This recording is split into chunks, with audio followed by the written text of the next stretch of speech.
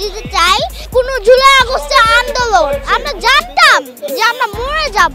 কিছু জন হাসিনা অনেক ভালো ছিল, সেটা তাহলে আমি বলতে চাই যারা চায়নাঘর বানিয়েছে সেটা কি ঠিক ছিল? যারা এতজন মানুষকে খুন করেছে সেটা কি ঠিক ছিল? তারা যেন কথা বলে, একসাথে মিট হয়, আমার উচিত তাকে দেশে এনে শাস্তি দেওয়ার।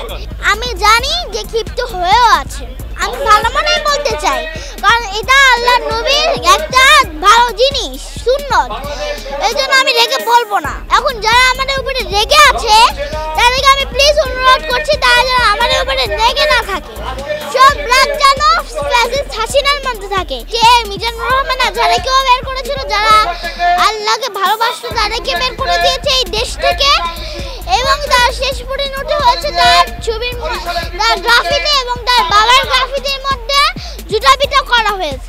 হ্যাঁ, অবশ্যই পরিচালনা করতে পারবে, কারণ আমি এখানে অল্প একটু ছোট মেসেজ দিতে চাই, তারা যেন কথা বলে, একসাথে মিট হয়, আবার একসাথে একটা প্রোগ্রাম বানায় নিজেই, যারা দেশটাকে নতুন করে চালাবে তারা যেন শুধু এখানে একটা মিট করে।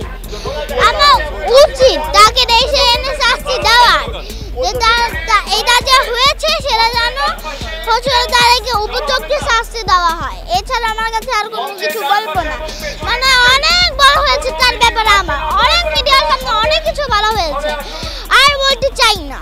তার উদ্দেশ্য বলতে চাই, আমি জানি যে ক্ষিপ্ত হয়েও আছে, আমি বলতে চাই তার, আমি ভালো মনেই বলতে চাই, কারণ এটা আল্লাহর নবীর একটা ভালো জিনিস, সুন্নত, এই জন্য আমি রেগে বলবো না। আমি বলতে চাই ভালোভাবে, প্লিজ আমার উপরে ক্ষিপ্ত হয়েও না। আমরা যা করেছি ভালোভাবেই করেছি, আমরা যা করেছি সব কিছু ভালো রেখে ভালো কিছু বুঝে আমরা করেছি, না হলে কিন্তু আমরা এটা করতাম না।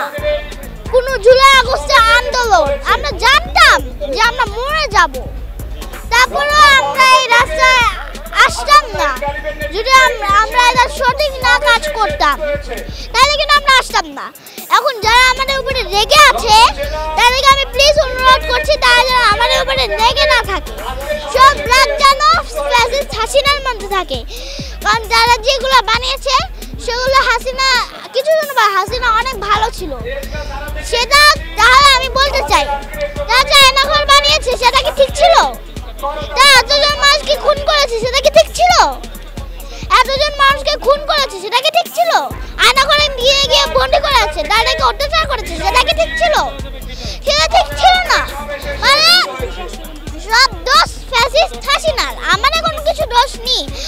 এই যে ওরা যে দোষগুলো সেটার জন্য আমরা তাদেরকে বের করেছি, এর আগে আমরা সজিয়ে দিয়েছিলাম যেটা করবেন না, তার মাধ্যমে এটা হতে পারে সাবধান করে দিয়েছিলাম, তবে যেহেতু এটা থামেনি এই জন্য এরকমটা করেছি। আমার নাম নিহা এবং আমি সর্বশেষ লাস্টে বলতে চাই স্লোগানটা, যে স্বৈরাচারের দেশের সামনে সবাই গর্ব, নতুন এক বাংলাদেশ, এটা আমি বলতে চাই।